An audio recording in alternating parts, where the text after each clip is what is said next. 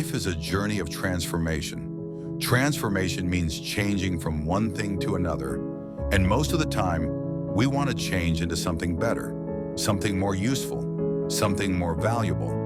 We're all trying to grow, and that makes each of us a work in progress. In fact, we are always works in progress.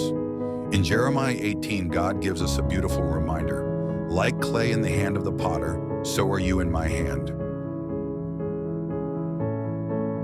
Now, shaping anything takes time. Getting ready takes time. Think about when you're preparing for work or school. You spend time fixing your appearance, going from disheveled to presentable. There's shaving, makeup, ironing, and who knows how many other little tasks. And if you're like me, sometimes you end up running late. Some tasks get rushed or skipped altogether. And when that happens, you know how it feels, uncomfortable for the rest of the day. Forget to brush your teeth? You'll be doing that awkward hand-over-the-mouth breath check all morning. The answer: more time. Getting up earlier. Giving yourself time to do things right.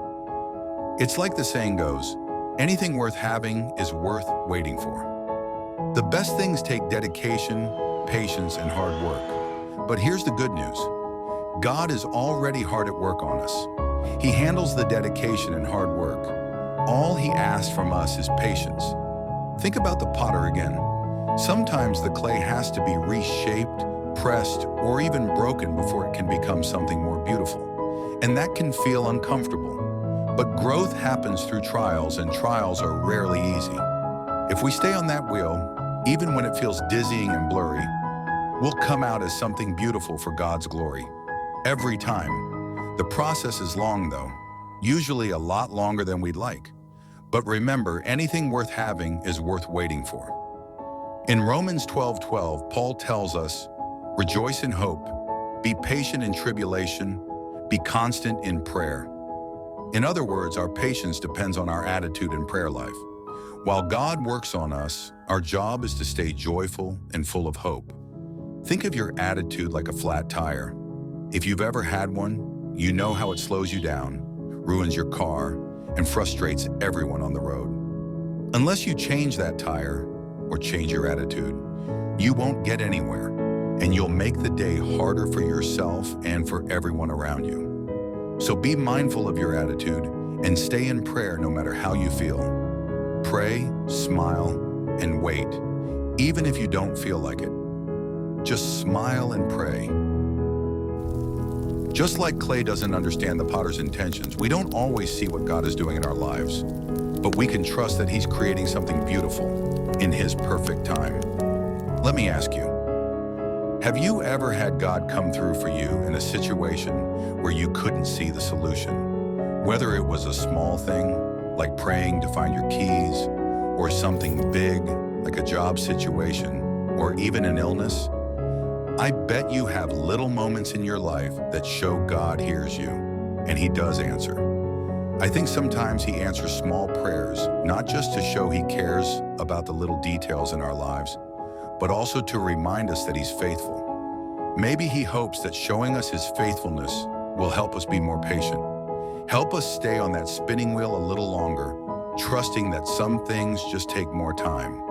Isaiah 64 verse 8 says it perfectly. We are the clay, you are the potter. We are all the work of your hand.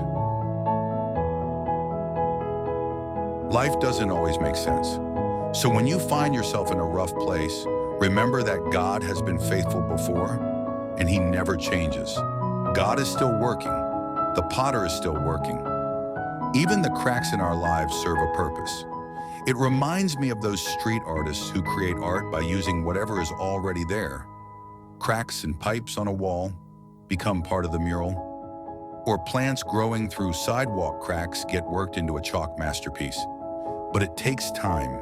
In His hands, even our flaws become part of something beautiful. If we're patient, those flaws will vanish into something strong and beautiful. Like we've been saying, we are His clay. If you've ever watched a potter work, you'll notice that sometimes a vase looks almost finished, only to be reshaped or torn down completely.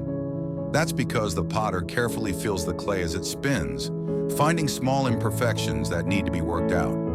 It's a temporary setback, but in the end, it makes the vase more valuable and useful. And the same is true for us.